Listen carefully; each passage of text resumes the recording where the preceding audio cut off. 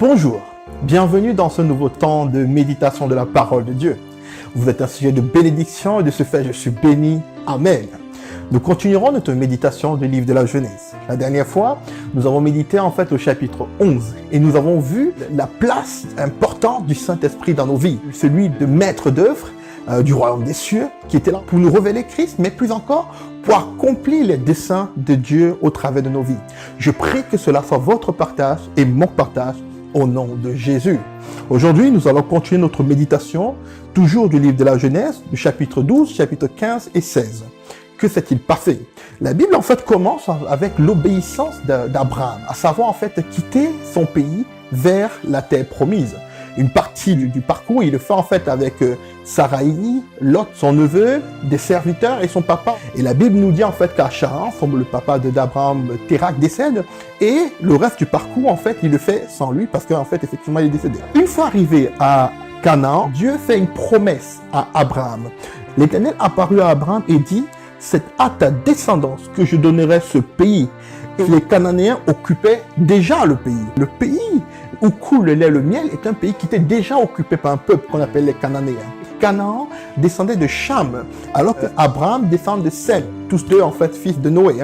On a vu au départ. À ce niveau, on peut faire une petite pause. On peut remarquer que les paroles qu'avait proclamées Noé sur la vie de Canaan, qui était le cadet de Cham, commencent à agir les malédictions, à savoir que Canaan sera l'esclave de ses frères, même dans la colère. Nos paroles peuvent avoir des conséquences désastreuses sur chacune de nos vies. Nous devons arrêter de maudire nos enfants, de maudire nos projets, de maudire nos familles, de maudire les situations.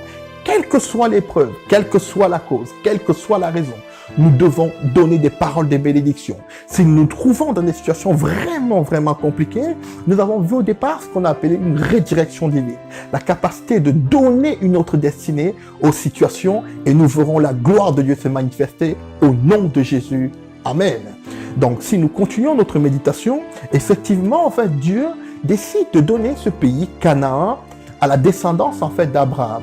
Et une chose que nous pouvons noter ici, c'est que une fois Canaan, il y a une famille qui sévit à Canaan. Et Abraham décide de faire le choix d'aller en Égypte, sûrement pour avoir des ressources pour fuir la famine. Et avant d'entrer en Égypte, Abraham fait un deal avec son épouse Saraï. Il lui dit, vu que tu es une femme de belle figure, et si on entre, on reconnaît que tu es ma femme, on risque de me tuer. Le compromis qu'on fera, on ne dira plus que nous sommes mari et femme, mais on dira que nous sommes frères. Nous jouerons sur cette corde-là. Nous dirons que nous sommes frères, mais pas époux. Et ça, c'était la compromission qu'a fait Abraham et Saraï. Effectivement, ils entrent en Égypte et ils se présentent comme des frères, pas comme des époux. Et Saraï, qui était une femme de belle figure, comme la Bible mentionne, et qui frappe aux yeux des serviteurs de Pharaon, et l'information monte jusqu'à Pharaon. Finalement, Pharaon décide de prendre Saraï pour épouse. Et Abraham, comme c'était le familier le plus proche de Saraï, présent en Égypte, bénéficie de pas mal de choses, d'une forme de dot. Pharaon traita bien Abraham à cause de Saraï, et Abraham reçut des brebis, des bœufs, des ânes, des serviteurs et des servantes, des ânesses et des chameaux. Abraham reçoit pas mal de choses, parmi lesquelles des servantes. Je veux juste préciser que quand on regarde dans les versets précédents, quand Abraham arrive à Canaan, Abraham arrive avec des biens et des serviteurs. La Bible ne nous dit pas qu'Abraham arrive avec des servantes. Il arrive avec des serviteurs. Et ce point est très important. C'est en Égypte, quand il reçoit ce que j'appelle une forme de dot de la part de Pharaon, il reçoit parmi tous les biens des servantes.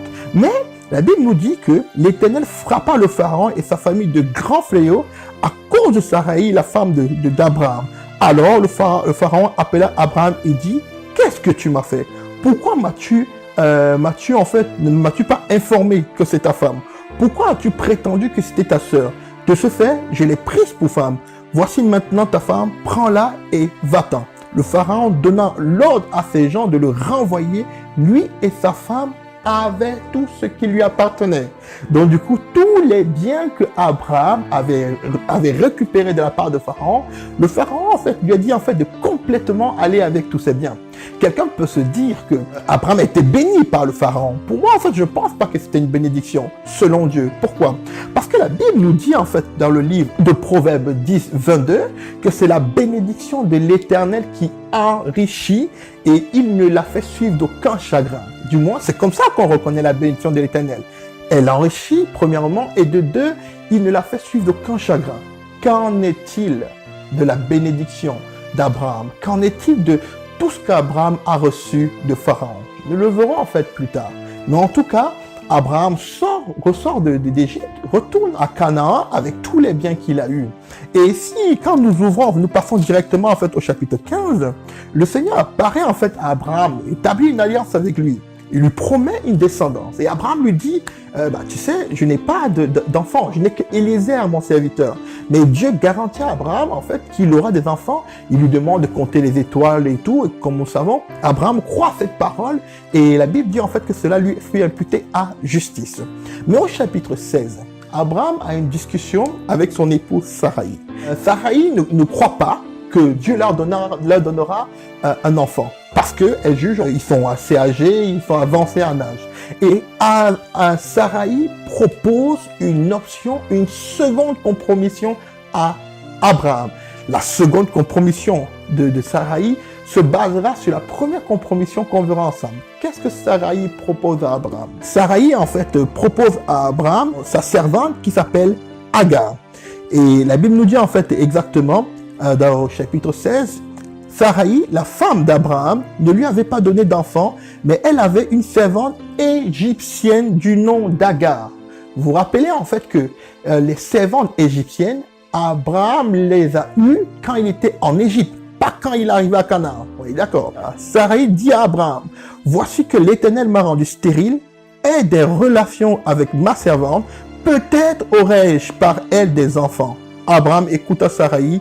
Alors Saraï, la femme d'Abraham, prit l'Égyptienne Agar, qui était sa servante, et elle la donna pour femme à son mari Abraham, 10 ans après l'installation d'Abraham dans le pays de Canaan.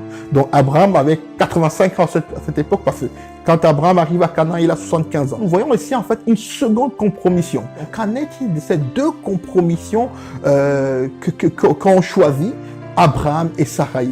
La Bible nous dit qu'une fois que Agar, la servante de Saraï, tombe enceinte, la servante de Saraï, à savoir Agar, commence à mépriser Saraï. Et ça, ce n'est pas une bénédiction de l'Éternel. Parce que cette bénédiction-là, cette soi-disant bénédiction, se suit de chagrin. Ça, c'est la première chose. La seconde chose, le plan de compromission est passé par Agar. Et on a dit au départ, Agar n'était pas arrivé à Canaan avec tous les biens d'Abraham. Agar provient de la première compromission que Saraï et Abraham ont eu en Égypte quand ils ont trompé le pharaon. Et est né Ismaïl, qui est en fait le père de tous les musulmans. Donc, qu'est-ce que nous pouvons tirer ici comme conclusion? C'est la compromission. Combien beaucoup, en fait, préfèrent se compromettre et se voiler la face quant aux différentes soi-disant bénédictions qu'ils peuvent voir au-devant d'eux.